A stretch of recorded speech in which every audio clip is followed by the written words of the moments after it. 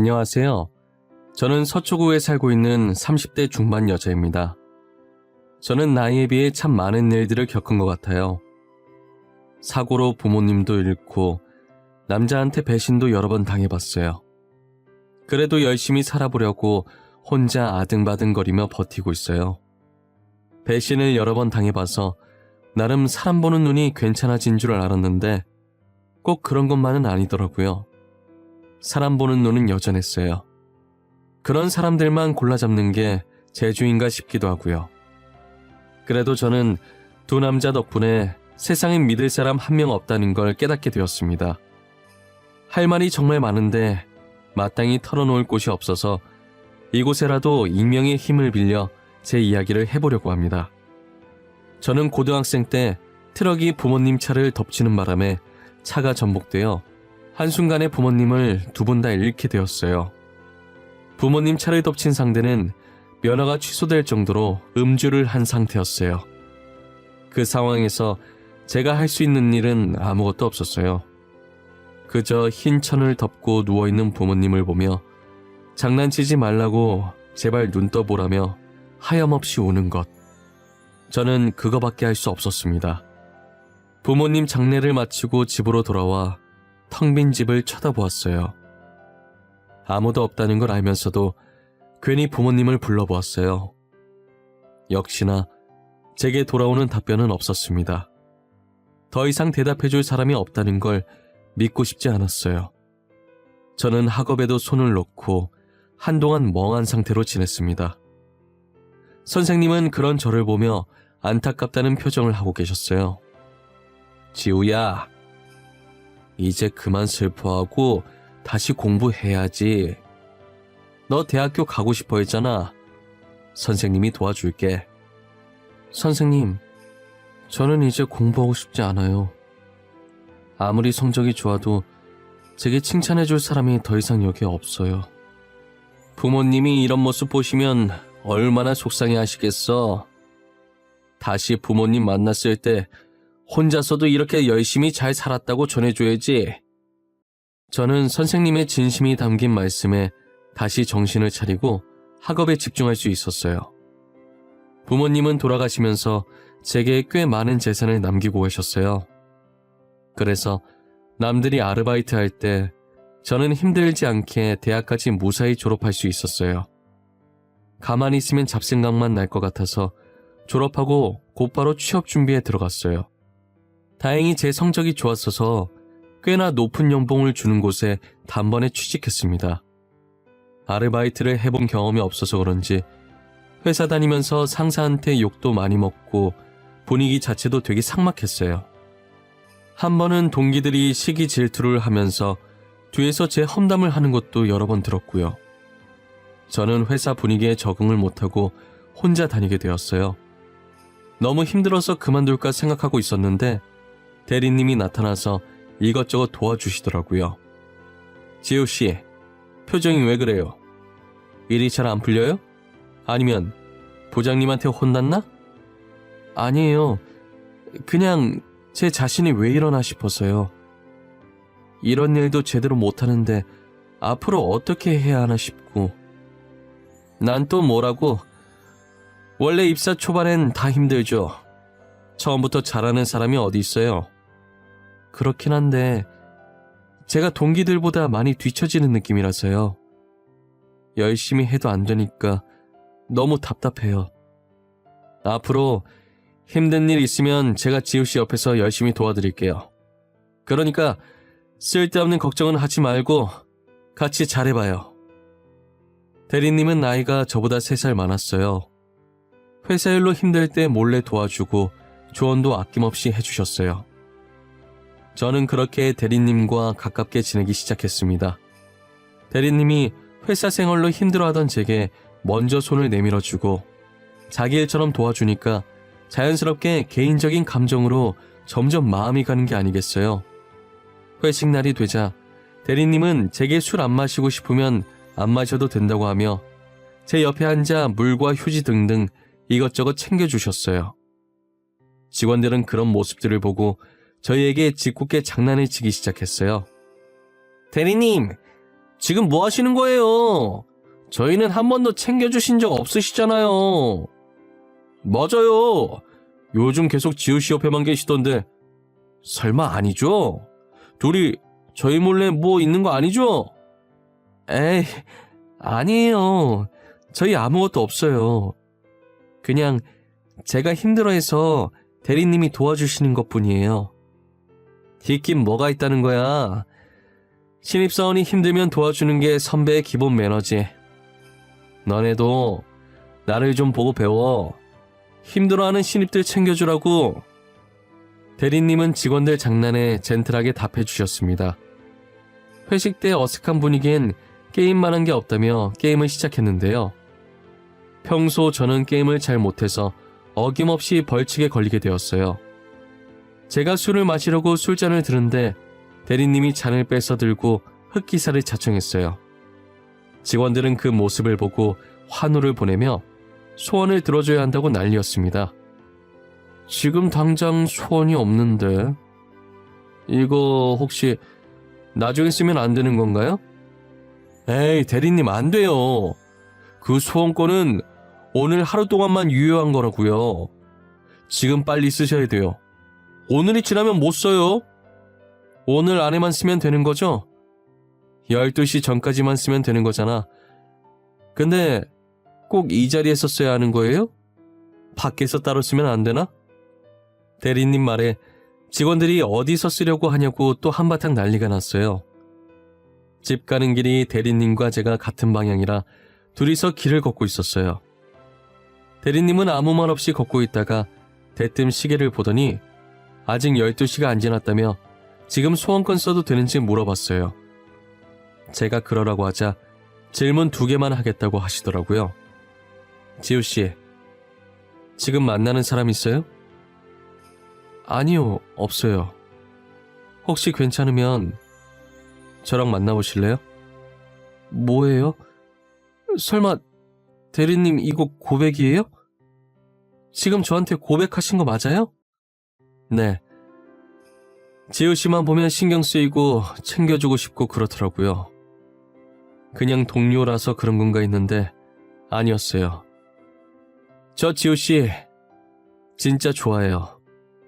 그렇게 대리님과 저는 좋은 감정으로 만나게 되었어요. 근데 문제는 먼저 남친이 제게 비밀 연애를 하자고 제안하면서부터 시작되었어요.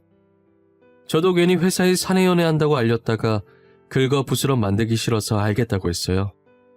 그렇게 저희의 아슬아슬한 비밀 연애가 시작되었습니다. 사귀는 동안 남친은 돌아가신 저희 부모님의 빈자리를 열심히 메꿔주려고 노력하셨어요. 1년 가까이 연애를 하면서 한결같은 남친의 모습에 당연히 전 더욱 좋아졌고요. 저희는 얼마 지나지 않아 결혼 얘기까지 오가게 되었습니다. 오빠, 우리 이제 나이도 있고 만난 지도 꽤 됐잖아. 그래서 말인데 혹시 나랑 결혼할 생각은 없어? 결혼? 나야 당연히 결혼하고 싶지. 너같이 나한테 잘해주는 여자가 어디 있어?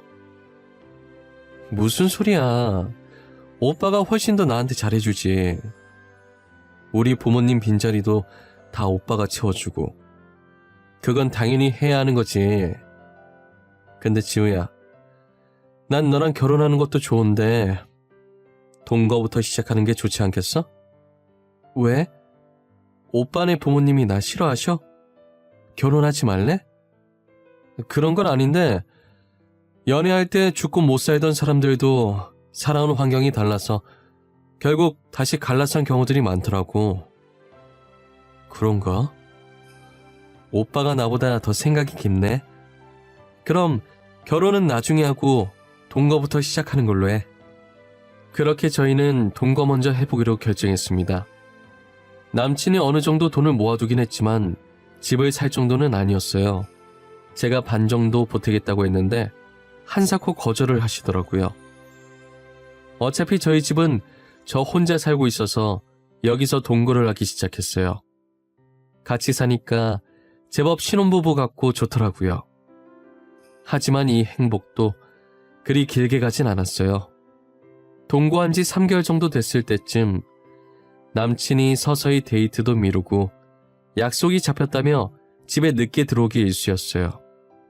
지우야, 오늘 회사 사람들이랑 의논할 게 있어서 내가 조금 늦을 것 같아. 우리 데이트는 오늘 말고 내일 하는 게 어떨까? 중요한 거야? 중요한 거면 어쩔 수 없지. 회사 일이 먼저니까 내가 양보해야지. 진짜 미안해. 집에 들어갈 때 맛있는 거 사갈게. 혼자서 먼저 저녁 먹고 있어. 알겠지? 처음엔 저도 한두 번은 믿어줬어요. 하지만 날이 갈수록 집에 들어오지 않는 횟수가 많아지더라고요. 이젠 일주일에 한 번 볼까 말까 하는 수준까지 됐었어요. 동거전 연애할 때보다 얼굴을 더 못 본 것 같았어요. 한 번은 대리님 옷에서 향수 냄새가 나더라고요. 저는 처음엔 대수롭지 않게 여겼었어요. 그 뒤에도 같은 향수 냄새가 이전보다 더 진하게 나길래 향수 샀냐고 물었습니다. 같이 일하는 동료 박대리 향수가 좋아서 자기가 좀 빌렸었다고 말하더라고요. 그런데 한동안 계속 그 향수 냄새가 나서 얼마나 좋으면 계속 남의 걸 빌렸으나 싶었어요. 나중에 제가 박대리한테 직접 물어봐서 몰래 깜짝 선물해 주려고 했어요. 저는 회사 출근하자마자 박대리한테 가서 무슨 향수 쓰냐고 직접 물어봤어요. 그런데 박대리 표정이 그게 무슨 말이냐는 듯이 변하는 게 아니겠어요? 박대리님, 혹시 무슨 향수 쓰세요? 향수요? 향수 같은 거 안 뿌리는데. 저 향수 사본 적도 없어요. 향수 안 쓰신다고요? 아닌데. 분명히 대리님 향수라고 했는데. 도대체 누가요? 저 향수 써본 적도 사본 적도 없어요. 지우씨가 잘못 들으신 것 같은데. 분명 남친은 박대리 향수라고 했는데 저는 지금 이게 무슨 상황인가 싶었습니다. 남친이 왜 거짓말을 했을까 하는 의문에 집에 가서 물어봐야겠다고 생각했어요. 그러던 찰나에 탕비실에서 신주임과 마주쳤어요. 신주임한테서 남친이 빌려서 뿌렸다던 향수와 같은 냄새가 나더라고요. 그때부터 쎄한 느낌이 저를 감쌌습니다. 저는 신주임과 대리님의 관계를 의심하기 시작했어요. 평소 향수에 관심이 많던 저는 퇴근 후 곧장 백화점에 들렀어요. 백화점에 있는 모든 매장을 방문하여 그 향수를 찾아내는데 성공했습니다. 그리고 남친이 집에 들어왔을 때 제가 사들고 온 향수를 보여줬어요. 갑자기 웬 향수야? 집에 자기 향수 많잖아. 설마 이거 자기가 놔주려고 산 거야? 이 냄새 익숙하지 않아? 오빠가 맨날 뿌리고 들어오던 향수잖아. 그렇네. 근데 자기야, 이 향수를 지금 왜 사온 거야? 아니, 오빠가 매일 박대리님 거 뿌리고 다니길래 남의 거 그만 뺏어 쓰라고 새로 하나 샀어. 제게 향수를 받은 대리님의 표정에서 당황하는 모습이 그대로 드러나더군요. 저는 아무렇지 않게 주방으로 가서 와인으로 분위기를 잡았습니다. 남친에게 와인을 왕창 마시게 해서 깊은 잠에 빠지게 만들었어요. 남친이 자고 있을 때 몰래 휴대폰 지문을 풀어서 먼저 카톡 대화 내용부터 봤어요. 제게 지난주에 친구 집에서 자고 온다고 했던 날 신주임이 아니라 서주임이랑 놀았더군요. 이번 주에도 약속이 있다며 못 들어올지도 모른다고 했었는데 그게 서주임과 호텔 예약해서 여행 가는 것이었어요. 모든 대화 내용을 제 휴대폰으로 옮겨놨어요. 당연히 제가 휴대폰을 사용했던 흔적도 깔끔히 없앴고요. 누가 업어가도 모를 정도로 자고 있는 남친의 자켓에서 차키를 꺼내 들고 나갔습니다. 남친 차에 가서 블랙박스 메모리칩을 빼서 새 거로 갈아 끼웠어요. 원래 들어있던 메모리칩을 들고 제 방에 있던 노트북에 꽂아 영상을 확인했습니다. 서주임이 1년도 넘게 남친 차를 타고 다녔더라고요. 둘이서 나눈 대화 내용에도 명백한 불륜 증거들이 있었어요. 저는 이 두 사람에게 제대로 복수해줘야겠다고 생각했어요. 남친은 친구 집에 놀러가고 있다고 남긴 메시지를 끝으로 연락이 끊겼어요. 저는 몰래 대화 내용이 있던 호텔 로비에서 시간 맞춰 기다리고 있었고요. 얼마 지나지 않아 체크인을 하러 들어오는 두 사람이 보이더군요. 저는 놓치지 않고 영상으로 그 모습들을 다 담았습니다. 그리고 제가 선물했던 향수를 들고 그들 면전에 뿌리기 시작했어요. 아! 박주임! 이게 무슨 경우 없는 짓이야! 박주임, 여기는 어떻게 알고 왔어? 지금 집에 있어야 할 시간 아니야? 왜 지금 당신이 여기 있는 거야? 아, 지금은 내가 박주임이야? 너는 내가 여기 있는 게 중요하니? 니들이 하고 있는 짓들이 중요하지. 왜? 내가 못 올 곳이라도 왔나 봐? 넌 여기가 친구 집이니? 이거 다 오해야, 박주임. 내가 다 설명할게. 그러니까 조금만 진정해. 내 얘기 좀 들어봐, 제발. 오해? 오해는 무슨 오해야? 지금 둘이 떡하니 팔짱 끼고 호텔에 들어온 게 오해라고? 말 같지도 않은 소리 그만해. 남친은 나중에 자기가 다 설명하겠다면서 무릎을 꿇고 제 바지가랑이를 잡고 빌더라고요. 알고 보니 남친이 제 재산을 보고 일부러 접근한 거였어요. 실제로는 서주임과 더 오래 연애를 해왔더라고요.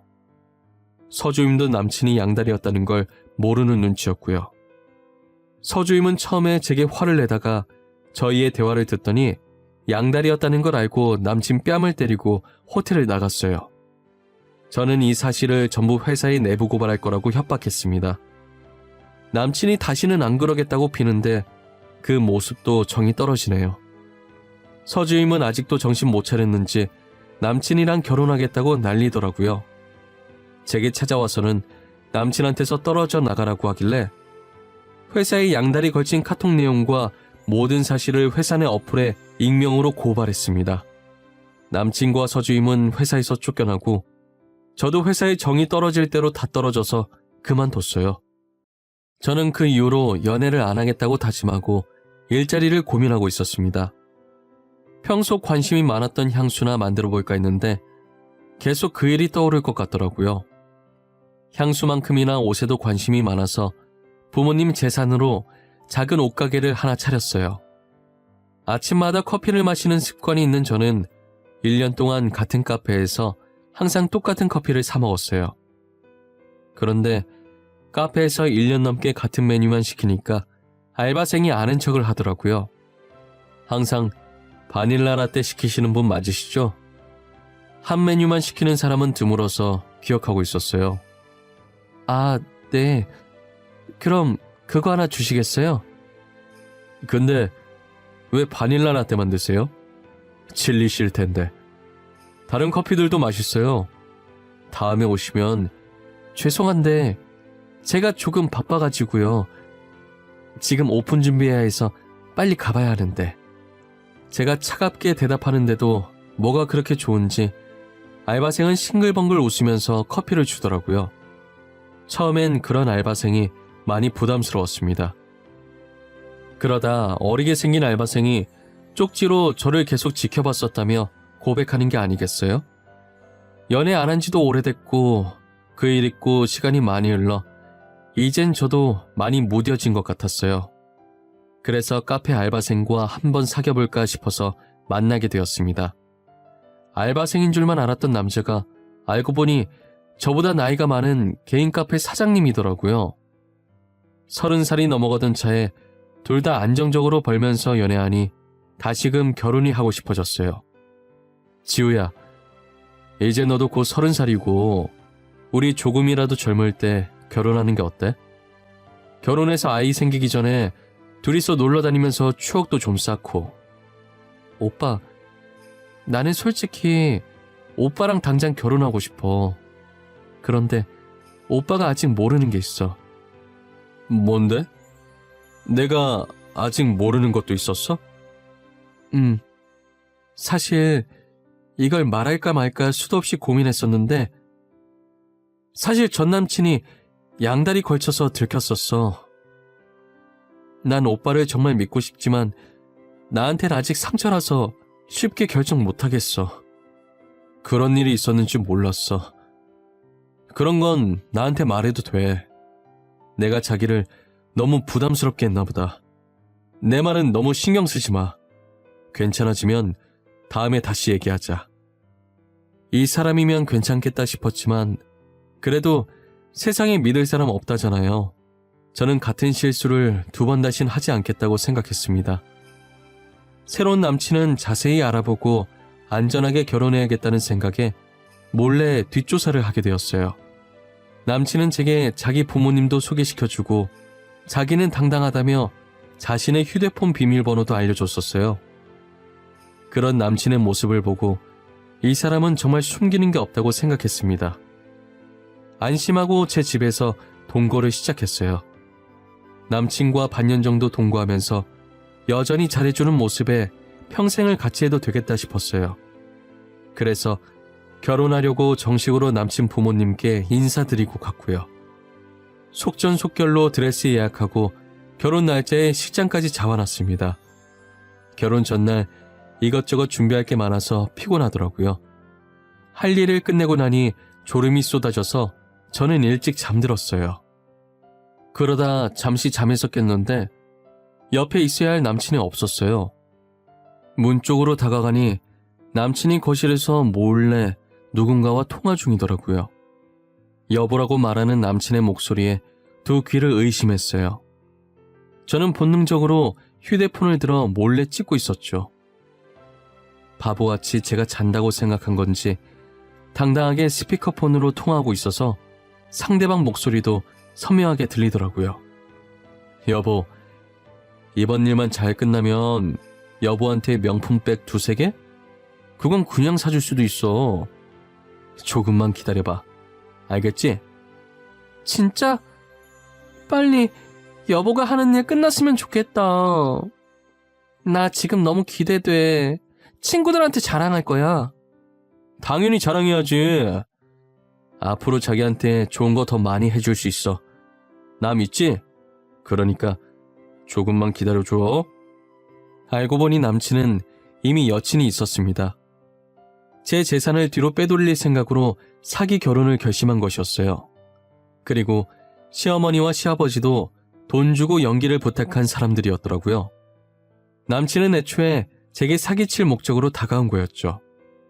이 사실을 알고 화가 난 저는 평생 잊지 못할 결혼식을 만들어주겠다고 생각했어요. 모두가 보는 앞에서 망가져가는 남친의 모습을 상상하니 그렇게 짜릿할 수가 없었습니다. 결혼식장에서 남친과 나란히 입장 후 축가 부르는 시간이 다가오고 있었어요. 저는 사회자에게 축가 부르기 전에 제가 따로 준비한 게 있다고 말했죠. 오빠를 위해서 선물 하나를 몰래 준비했어. 내가 준비한 영상을 보면 이 순간을 평생 잊지 못할 거야. 난 지금도 너무 행복한데 무슨 선물까지 준비했어. 도대체 언제 준비한 거야? 결혼 전에 많이 바빴을 텐데. 틈틈이 준비했지. 내 성의를 봐서라도 잘 봐줘. 오빠의 눈부시게 화려했던 순간들을 담아봤으니까. 곧바로 전날 찍어놨던 영상을 틀어버렸습니다. 그 영상을 본 남친은 당황해하며 얼른 끄라며 소리치고 난리였어요. 남친은 끝까지 거짓으로 모장했더라고요. 하객들도 다 알바였고 그중 한 명이 영상을 보자마자 불륜 현장이라며 실시간으로 인터넷에 올렸어요. 당연히 결혼식은 엉망이 됐고 불륜 영상이 빠르게 퍼지면서 남친의 카페 정보까지 다 뜨게 됐어요. 결국 카페 주인이 불륜남이라고 동네에 소문이 퍼지면서 카페는 쫄딱 망하고 말았죠. 2번씩이나 남자한테 상처받은 저는 이제 하고 있는 일에만 몰두하기로 했습니다. 한 번은 SNS 스타가 저희 가게를 방문해서 쇼핑하는 사진을 찍어 올린 겁니다. 그 사진을 본 팔로워들이 저희 가게를 알아낸 후 빠르게 입소문이 났어요. 작은 옷가게에서 시작했던 제가 이제 인터넷 쇼핑몰까지 나아가 성공하게 되었습니다. 저는 제 힘으로 열심히 번 돈과 부모님의 재산으로 평생 혼자 살 생각이에요. 그런데 제가 성공했다는 걸 알았는지 첫 번째 전 남친한테 잘 사냐고 연락이 왔었어요.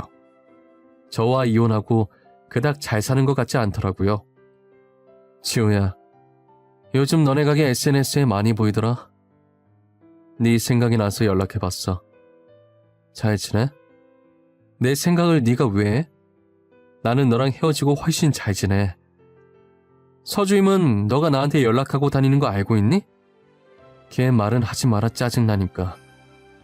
걔 나보고 결혼하자 하더니 결혼한 지 1년도 안 된 애가 바람펴서 이혼한 지는 꽤 됐어. 그거 듣던 중 반가운 소리네. 네가 한 말 중에 제일 재밌다. 끼리끼리 만났구나 아주. 너도 당해보니까 어때? 내가 전에 너한테 진짜 나쁜 짓 했더라. 그래서 지금 천벌 받나 봐.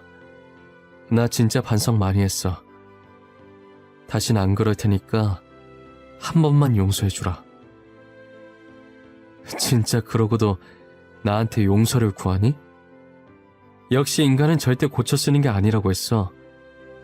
구질구질하게 나한테 다시는 연락하지 마. 저는 단칼에 거절했지만 나를 만만하게 보고 다시 연락한 건가 싶은 생각에 제대로 응징해줘야겠다고 생각했습니다.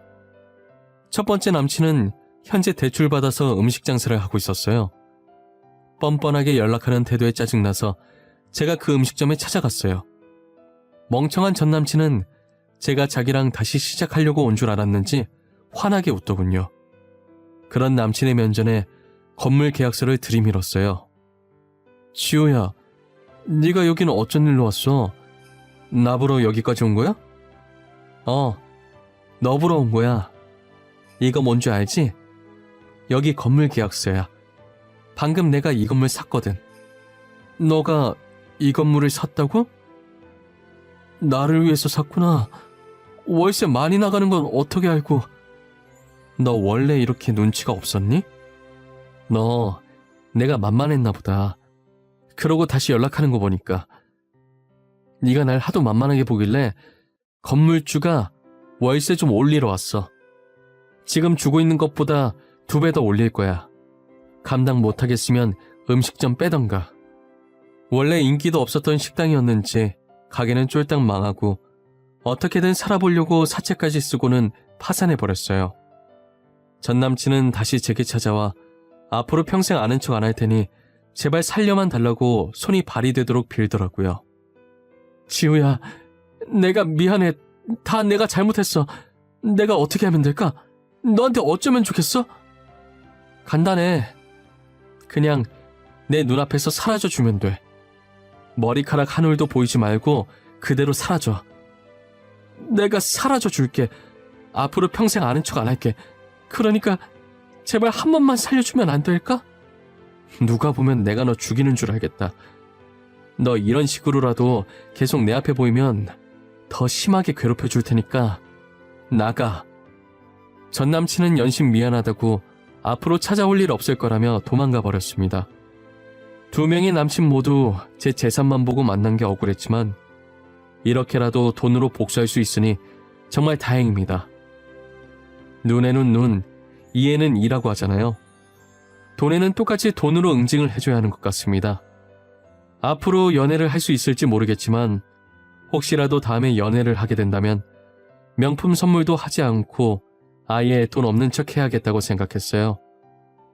무너져가는 집이라도 하나 사서 못 사는 척 연기해야 하나 싶습니다. 여러분들은 아무리 좋아하는 사람이라도 모든 걸 내보이지 마세요. 저처럼 약점이 될 수도 있답니다. 제 이야기는 여기까지예요. 지금까지 들어주셔서 감사합니다.